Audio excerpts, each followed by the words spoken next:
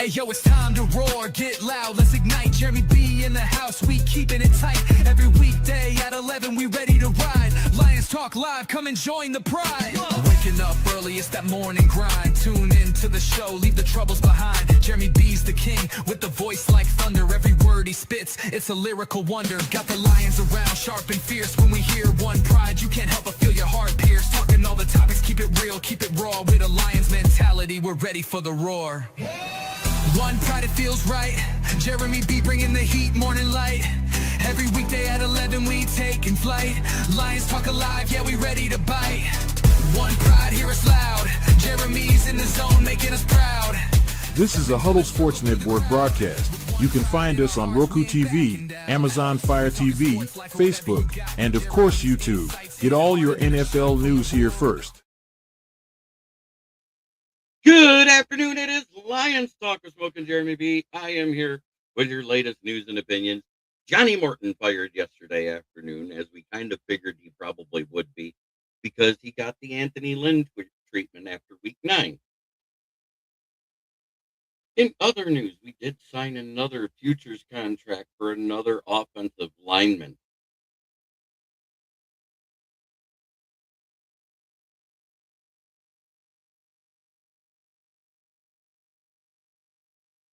Seth McLaughlin to a reserve future contract. Mike Disner has agreed to take the interview with the Falcons for the president of football operations job. Doesn't mean he gets it. Doesn't mean he leaves. Robbie DeFeo, good to see you, my brother.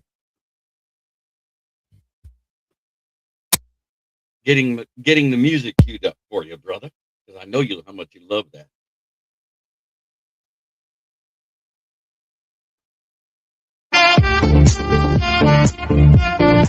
There we go. So yeah, that's the news. That and yesterday, John Harbaugh got fired. Todd Monken takes an interview or agrees to an interview with the Browns.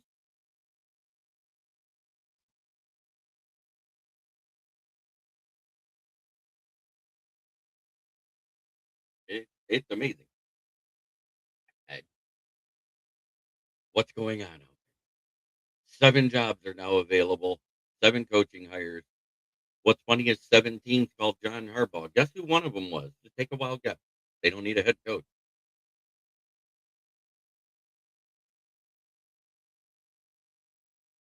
That jam is badass. I know you love it. We got 9 people watching across the network. It's good to see you all here. I got 3 on my network, 6 on Rob so far, and that's about it. What are you on? Doesn't keep track of Rumble, so I don't know if anybody's there. The Vikings are worried about Flores leaving. I said it won't be a head coaching job. And somebody posted there's a disconnect between him and KOC. I don't know. Ricky, what's up, my brother from another mother?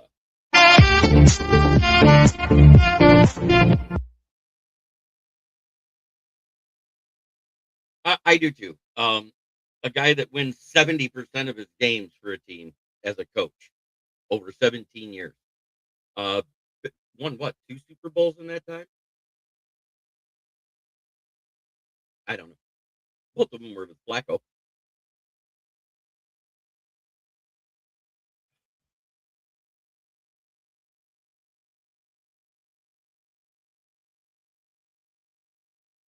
So the other thing is right now our leading OC candidate that's accepted a interview is David Blau, the old quarterback that was awful, but he was the assistant quarterback coach that was working with everybody that threw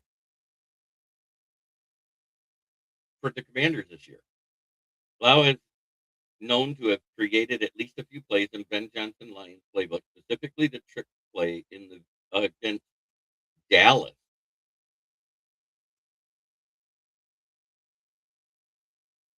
I'm not sure if Blau would succeed as an offensive coordinator role this early, but I'm definitely intrigued by the young coach who has often drawn comparisons to Ben Johnson.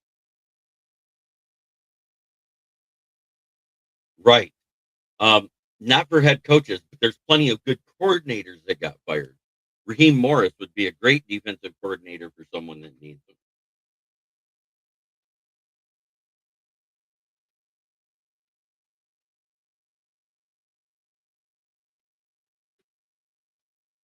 All right. Remember when Ben Campbell hired Ben Johnson? Everybody screamed bloody murder. Let MCDC do what he does. Exactly. Um, I'm not saying we're bringing him in, but I'm not saying it'll be as awful because you know what happens with people that do not do good as a player in the NFL? What do they usually become? Good coaches. Those who cannot play teach. Isn't that the old saying? Eberflush was fired as the defensive coordinator of the Cowboys. They would be smart to go get Raheem Morris. Absolutely right. And it's funny. I'm going to say this now. Do you know where your best winningest head coaches have came from? What was their first job in the NFL? I'm going to name you four of them, and they all have one thing in common: Andy Reid, John Harbaugh, Mike Tomlin, Bill Belichick. You know where they all started out? Special teams assistant coaches. Every single one of them.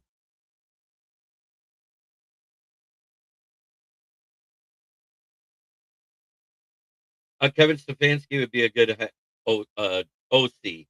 Brian Flores is a great DC. Raheem Morris, a great DC. Just not a good head coach.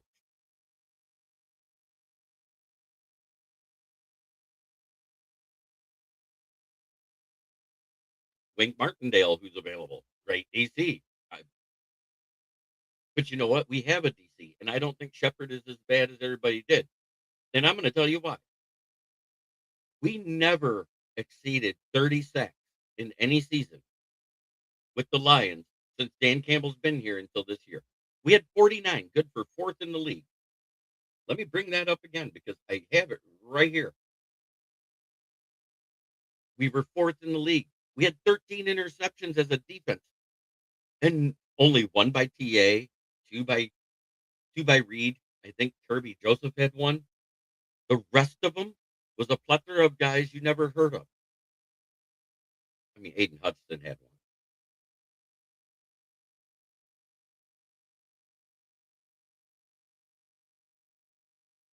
And here's something else. Johnny Morton. Yes, Woody. It was a good game Sunday. We had our fourth quarter collapse, but luckily we recovered from it enough to win. That's all I got to say about it. Goff was precise despite the pressure he was facing from the left guard and Glasgow. Those two were a revolving door from Mahogany and Glasgow. Yeah, Ratledge didn't allow anything past. One pressure, zero sacks.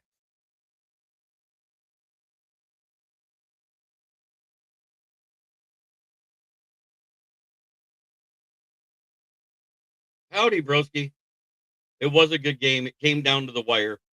And I said if we were able to keep it close, I thought we could win. I didn't say we would win.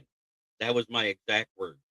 But I literally thought the turnover was going to end the game, and you guys didn't score off of it. I was like, holy shit, what just happened? It took all season for our defense to show up. And then it fell apart for about 7 minutes of that fourth quarter. Actually, about 12 of it. You guys tied it up. 2 touchdowns, 2 2-point conversions. We couldn't stop you. And then you gave us the ball with a little over 2 minutes. I biggest red flag in the NFC. I I read it. It was the 28.4 points you guys give up per game.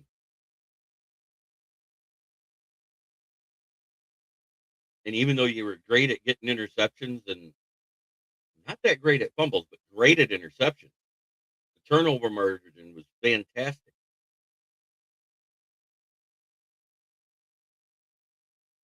Hell, look at us. We had 23 total turnovers. We were 31st in fumbles recovered. You guys were 29th. You were 2 ahead of us. I like being real. I like talking about it.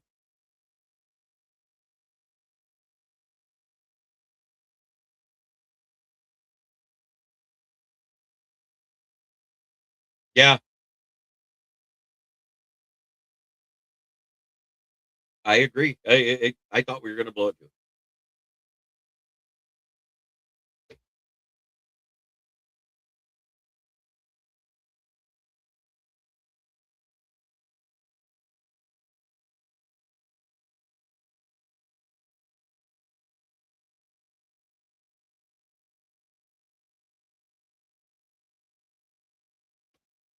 We will be doing the NFL roundtable talks tonight. I do have to make it a half-hour show.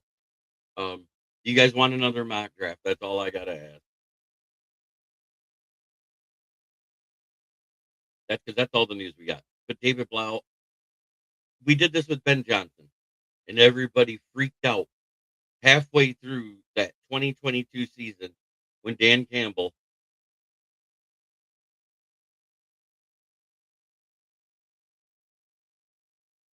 Yep. Right. Yes, please. All right. The request has been made.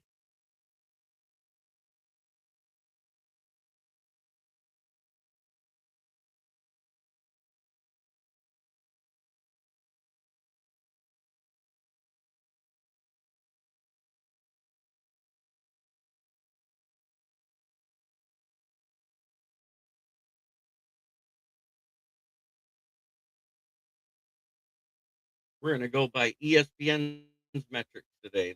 Yesterday was PFF.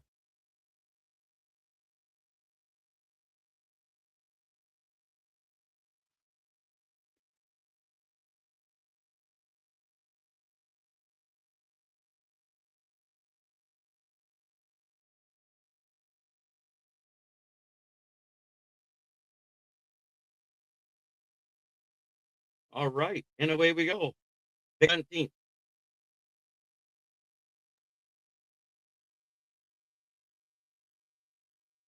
No, and no. Aiden Proctor. Here you are. You're a lion.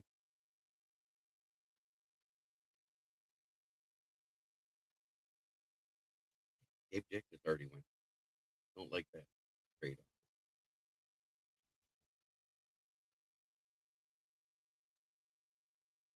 Connor Lou blew out his ACL.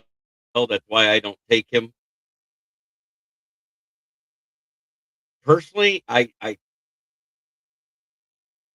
think he ends up back in Minnesota because everything else is a lateral move.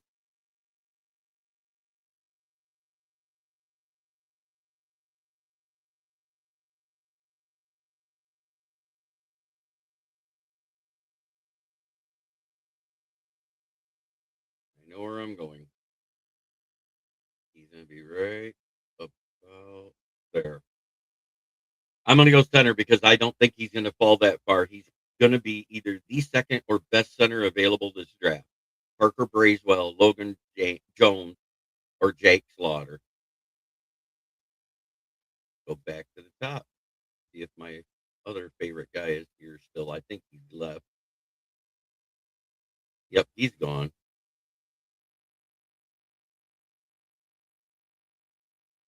Lander Barton out of Utah, 6'3" and 236. Kid had a great year.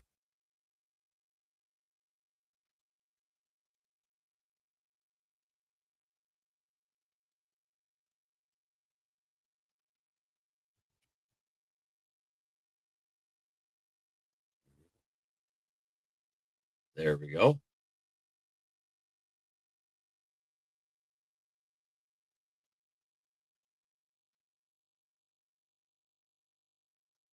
Yeah, too early for that. Aiden Fisher's still there. I like that kid. But the Godfather.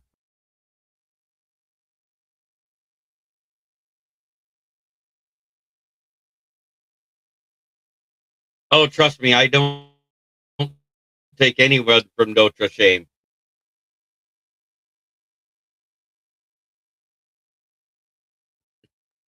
And we're back up again.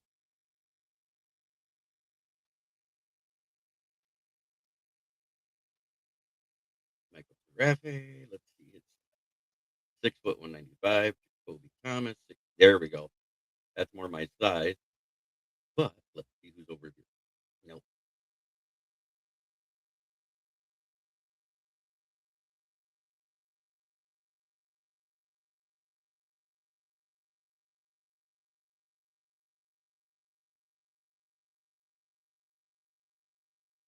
Wow, he isn't there. I waited too long. Evan Johnson, 6 foot. Andre Fuller, 6'2", 202. That's a good size. There. And Coles was new.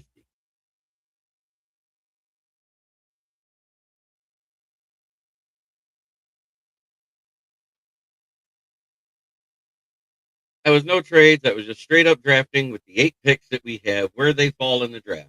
The extra fourth rounder is the compensatory pick that we got for one Mr. Aaron Glenn for becoming the head coach of the hapless New York Jets.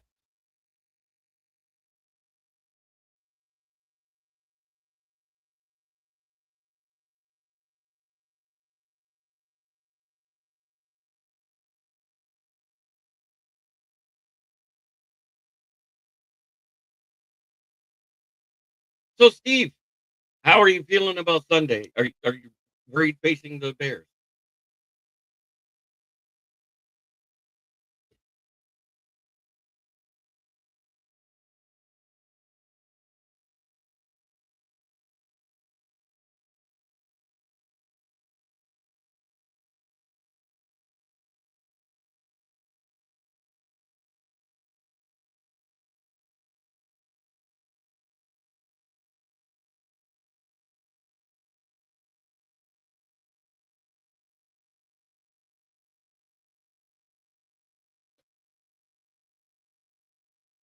Don't want to talk about Steve? Okay.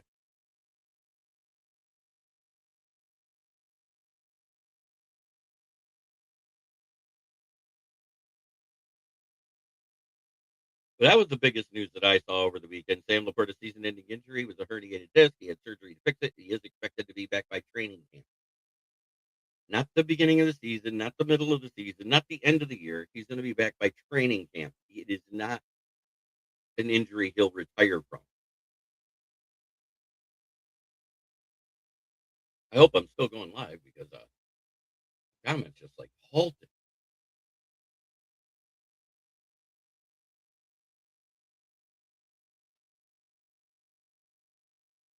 So let's bring up that summary report.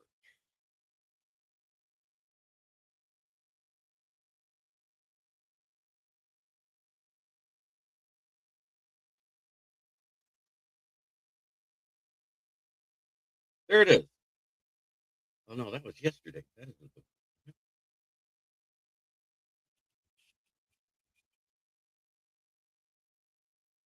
We got Caden Proctor today, and I didn't have any extra picks. I did not trade back.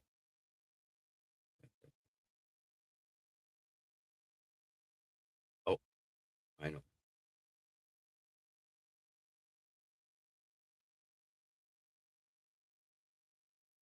I forgot to tell it to do that. Now I can load.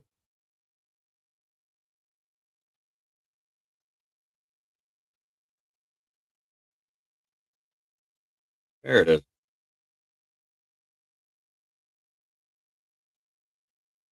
Wheel! No trades. There's what we did today. Caden Proctor, Tariq Sapp, Andre Filler, Logan Jones, Dante Corleone, Cole Wisniewski, Lander Barton, Jacoby Thomas. Matt Millen 100% was a worse GM than Bob Quinn.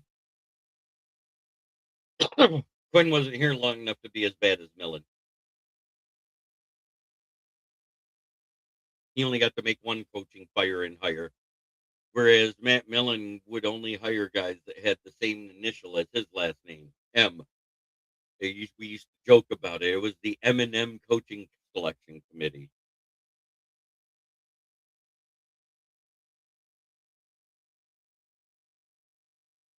Morningwig, Steve Mariucci, and Rod Moronelli. Morningwig, I'll take the win. King SJ. I wrote the article that Dan Campbell wanted this win more, and it was right. And I want to go back to that trick play that everybody's blaming Dan Campbell for. Goff audible to that. I don't know if you guys remember that just before the play. They were in a shotgun formation. I don't think they were going to try to run the ball. I think it was going to be a pass the entire time. And he audibled into that running formation where they tried to flea flick. That was a Goff decision, not Dan Campbell. Go back and rewatch it. Kill, kill, kill. Well, calls out the play, IDs the mic. Likes the ball. Hands off to Monty. Monty starts to run, has a hole, could have made it. Tosses it back to Goff. Stupid play call.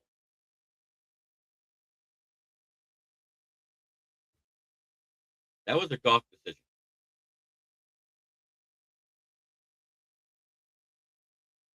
That was why Campbell looked so upset on the sideline after that play. It wasn't because he called a bad play, because they didn't run the play he called.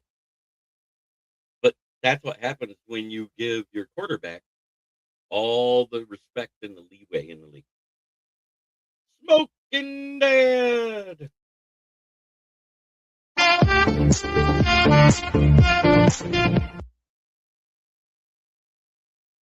So I wanted to make sure I brought that up because I had to go back and rewatch it. And I was like, yeah, he audibled to that play. He audibled out of whatever play Dan Campbell called and audibled to that, which equaled a 6-yard loss.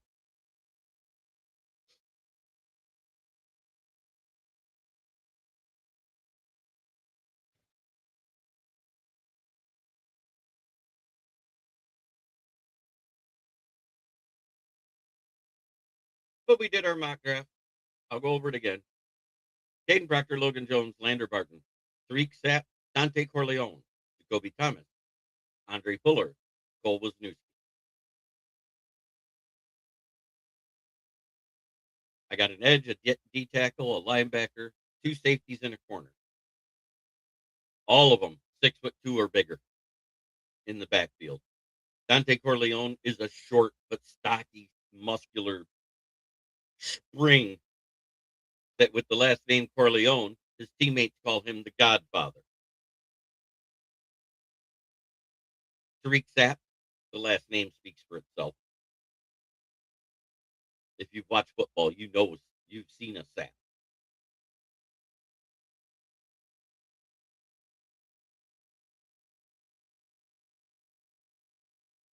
Yeah, Millen loved his wide receivers. I think he took a total of 5 of them in the first round in his tenure. He got 2 of them semi-right. Roy Williams and Megatron, but 3 of them were god-awful. One of them became a tight end that couldn't even stay in the league because he couldn't stay healthy, and that was Mike Williams out of USC, not Mike Williams that played for San Diego.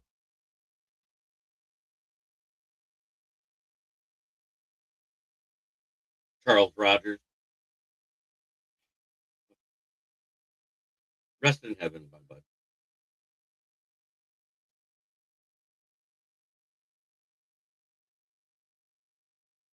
Lorenzo Williams, if you're out there, my condolences still on that.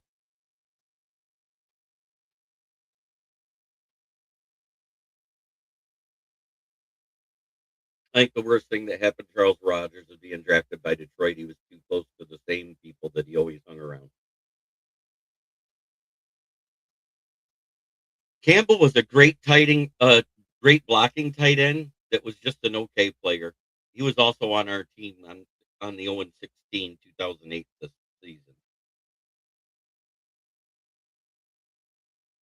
He was a lot like Brock Wright.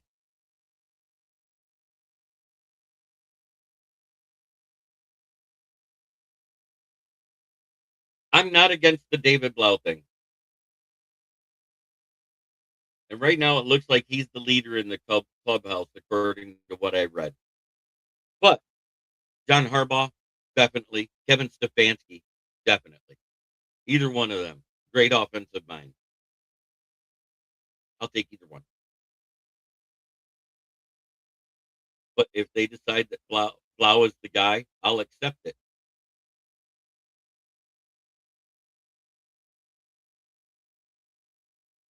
Yeah, he got hurt in preseason, then got hurt again in the first game.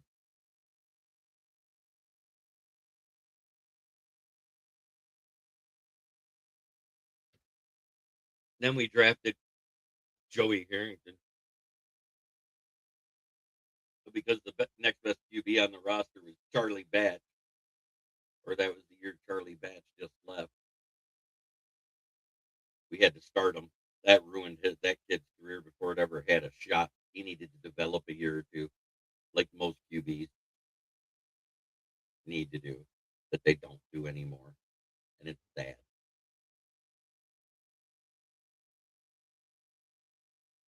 Yes, the Piano Man. I have his jersey hanging over there in the laundry room. Best 50 cents I ever spent. Found it at a Goodwill in good condition. The old original Reebok, no stitching.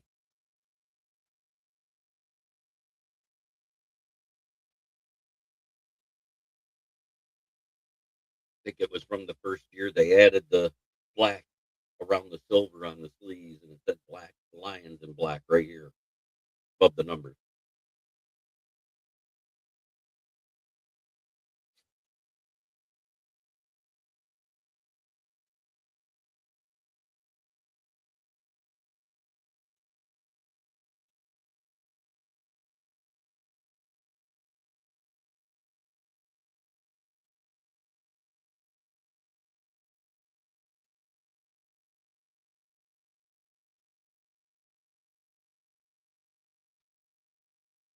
That's it for right now. We know that there's 7 coaching vacancies. So far, no one's been hired. No more firings other than like coordinators.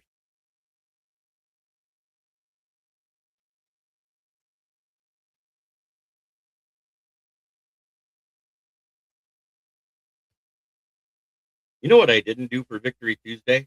And I need to do it right now.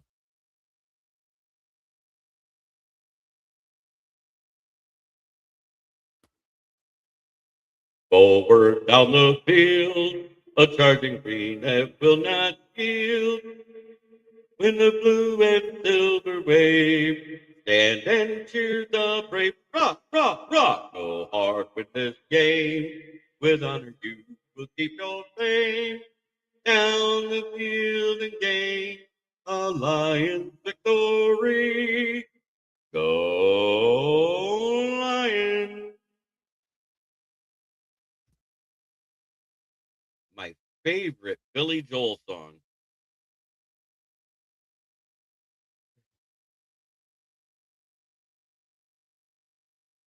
You may be, you may be right. For a slow song, she's always a woman to me.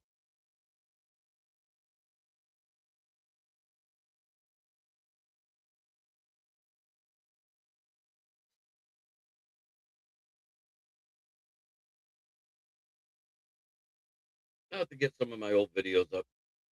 Oh, matter of fact, I can do that right. Da, da, da, da, da, da, da.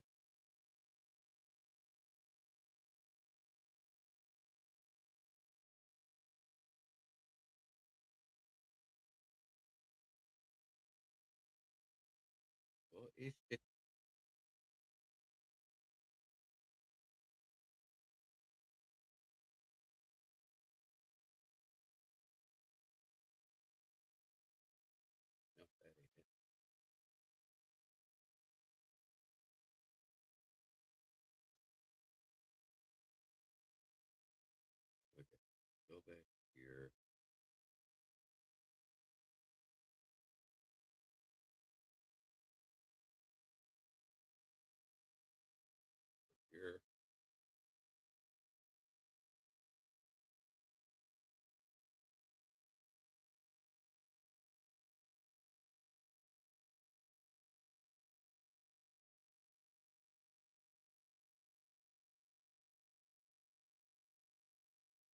You guys want to see something funny?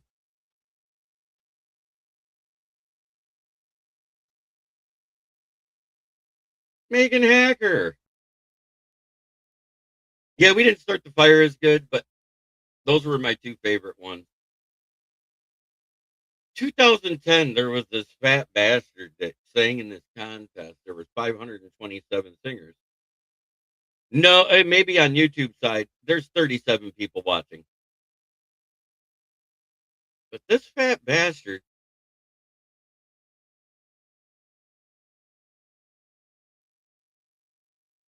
Contestant number one.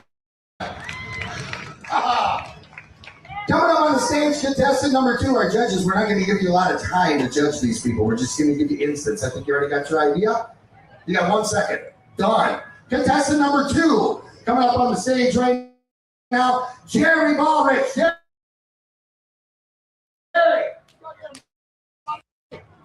All right.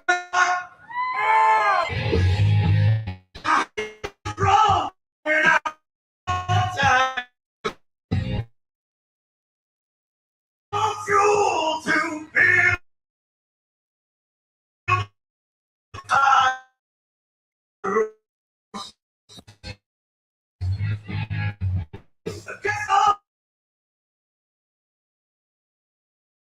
look at that fat guy. The landlord's gone down.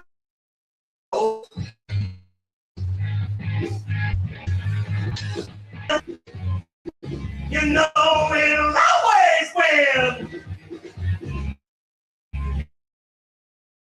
It's coaching time again.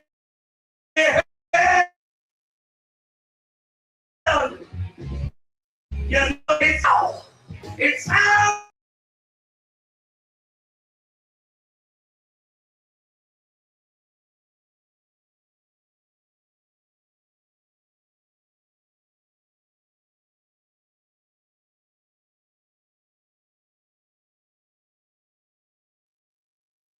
It's the first time that happened to me. Hey, Billy, good to see you, Turtle. Turtle. Had to try to say that right. For the Oh, that was me. That was me way back in 2010.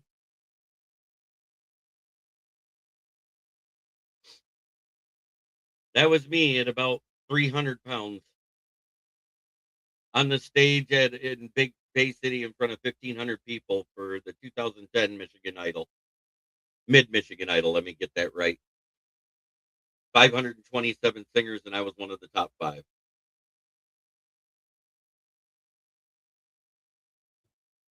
Come on, that was a little bit of Kiss, a little cold gin.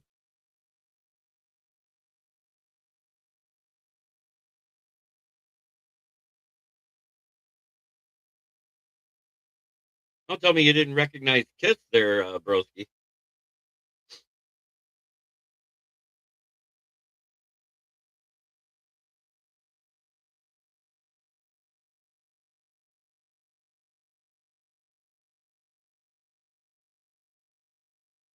Nobody's written a PFF.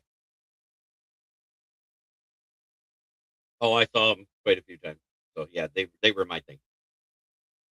Matter of fact, I think my first cassette was Kiss Alive 2, released in 1978.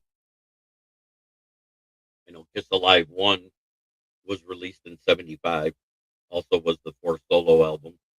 Which, if you want to hear something unique, get the Gene Simmons one. He has a song where it almost sounds like the Beatles did it. It's amazing.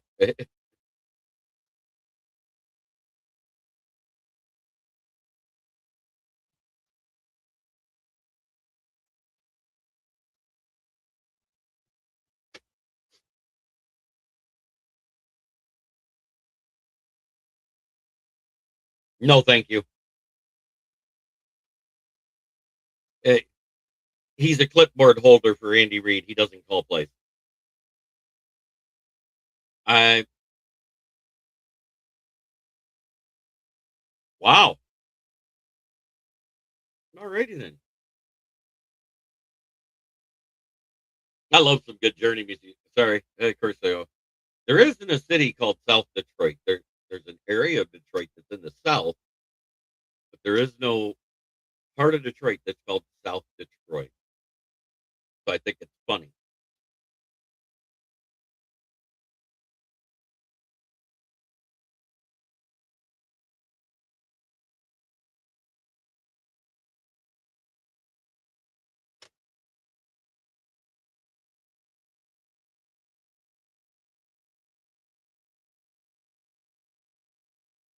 But here's to all of you that watch me every day. Thank you for being here.